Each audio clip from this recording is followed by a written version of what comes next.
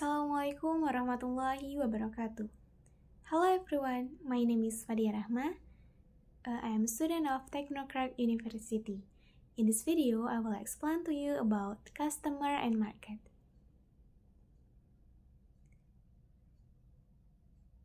Okay, let's beginning our material. Sekarang kita masuk ke bagian yang sangat penting dalam bisnis, yaitu memahami pelanggan dan pasar. Kenapa ini penting? Karena tanpa memahami siapa pelanggan kita dan bagaimana pasar kita bekerja, kita akan kesulitan menjual produk atau layanan kita. Jadi kita harus tahu siapa pelanggan kita, apa kebutuhan kita, dan bagaimana kondisi pasar yang akan kita hadapi. Yang pertama, menentukan target pelanggan. Langkah pertama adalah menentukan siapa target pelanggan kita. Kita bisa membaginya ke dalam beberapa kategori. Yang pertama, demografi. Ini mencakup faktor seperti usia, jenis kelamin, pendapatan, pendidikan, dan lokasi. Contohnya seperti sebuah merek jam tangan mewah menargetkan pria berusia 35 tahun sampai 55 tahun dengan pendapatan yang tinggi. Yang kedua, psikografis. Ini mencakup gaya hidup, nilai, minat, dan kebiasaan pelanggan. Contohnya, merek fashion yang ramah lingkungan lebih menarik bagi generasi muda yang peduli terhadap lingkungan. Yang ketiga, perilaku konsumen. Ini berupa pola pembelian, tingkat penggunaan, dan loyalitas merek.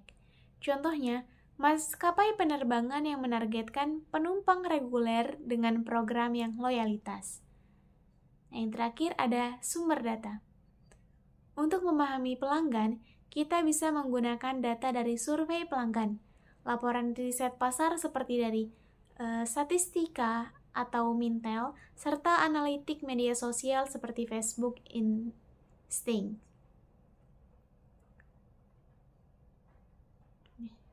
Laporan riset pasar seperti Statista atau Mintel, serta analitik media sosial seperti Facebook Instinct.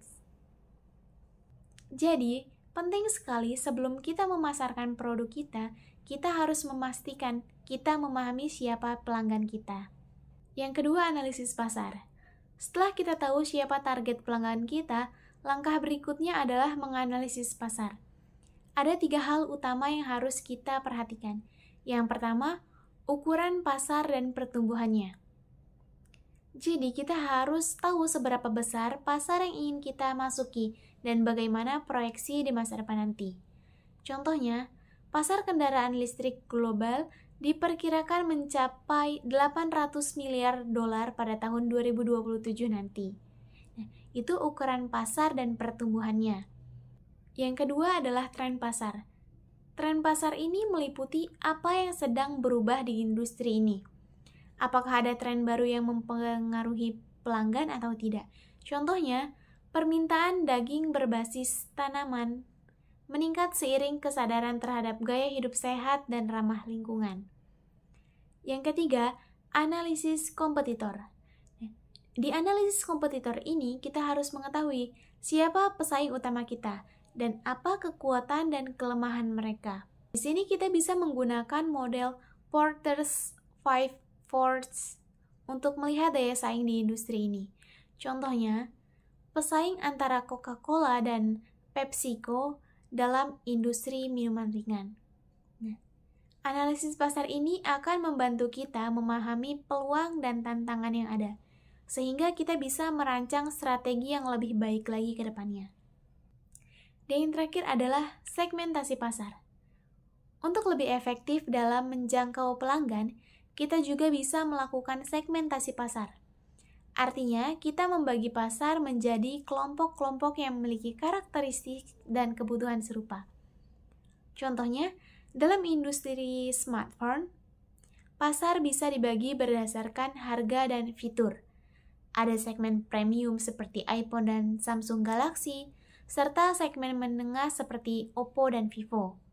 Jadi, dengan memahami bagaimana pelanggan terbagi dalam pasar, kita bisa menyesuaikan strategi pemasaran agar lebih efektif dan tepat sasaran. Kesimpulannya, jadi dalam memahami pelanggan dan pasar, kita harus memperhatikan 3 hal utama.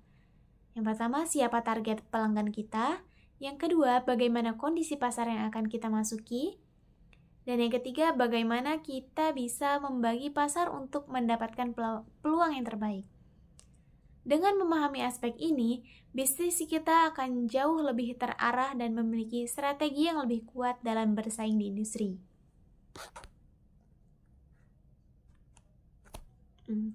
Okay, that's all material about customer and market. I hope this material can useful for us. Maybe enough for me. Thank you. Wassalamualaikum warahmatullahi wabarakatuh.